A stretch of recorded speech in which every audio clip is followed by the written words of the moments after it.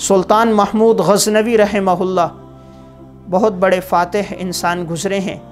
ان کے تفصیلی حالات محمد قاسم فرشتہ نے تاریخ فرشتہ میں ذکر کیے۔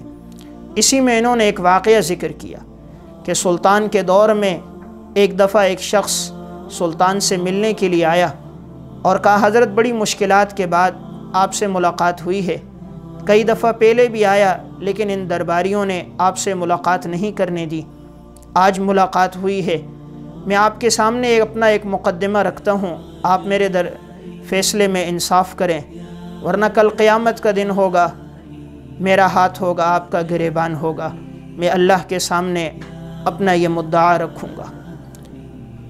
پوچھا کیا بات ہے؟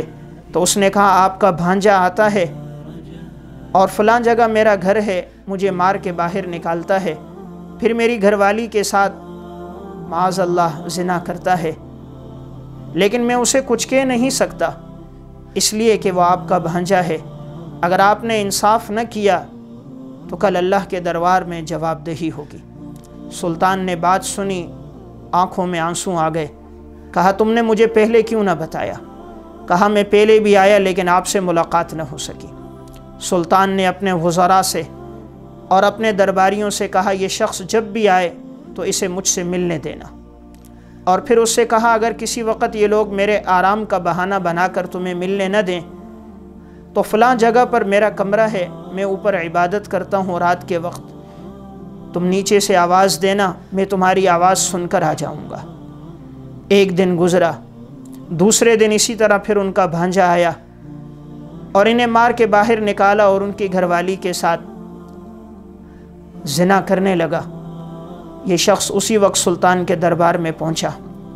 سلطان کے درباریوں نے کہا یہ رات کا وقت ہے، سلطان آرام کر رہے ہوں گے، تو یہ باہر کی اس جانب میں گئے جہاں سلطان نے انہیں بتایا تھا اور نیچے سے آواز دی۔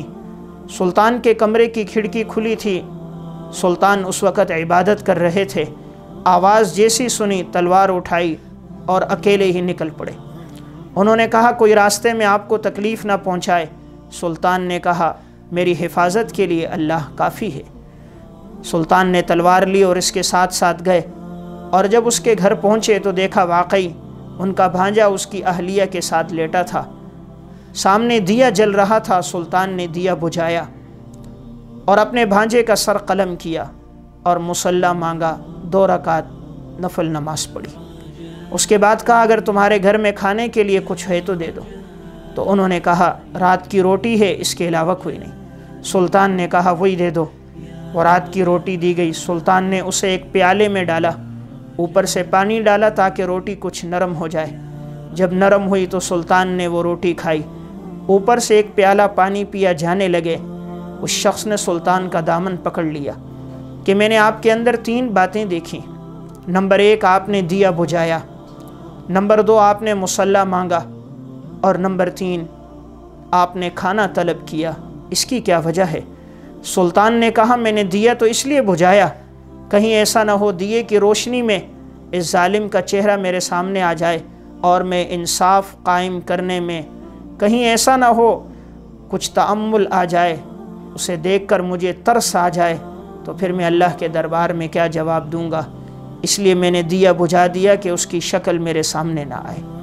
اور میں نے مصلی اس لیے مانگا کہ 2 رکعت نماز پڑھ کے اللہ کا شکر ادا کیا کہ وہ ظالم انسان جو میری رعایا کو تکلیف دیتا تھا، آج میں نے اسے قتل کر دیا اور دھرتی کے لوگوں کو اس سے عافیت مل گئی۔ میں نے کھانا اس لیے مانگا کہ جس وقت تم نے مجھے یہ بات بتلائی تھی اس وقت سے میں نے قسم کھائی تھی کہ ایک لقمہ کھانا نہیں کھاؤں گا جب تک میں تمہارے ساتھ انصاف نہ کروں۔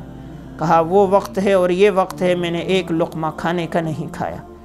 یہ ہے امام عادل، عادل کے ساتھ حکمرانی کرنے والا بادشاہ۔ علماء اکرام کے نیو بیانات سننے کے لیے آپ ہمارے فیس بک پیج کو لائک کریں اور ہمارے یوٹیوب چینل کو سبسکرائب کر کے بیل آئیکن پر کلک کیجیے۔ اپنی نیک دعاؤں اور تمناؤں میں ادارہ سعد نشریات کو یاد رکھیں۔ شکریہ۔ علماء حق کی آواز، سعد نشریات۔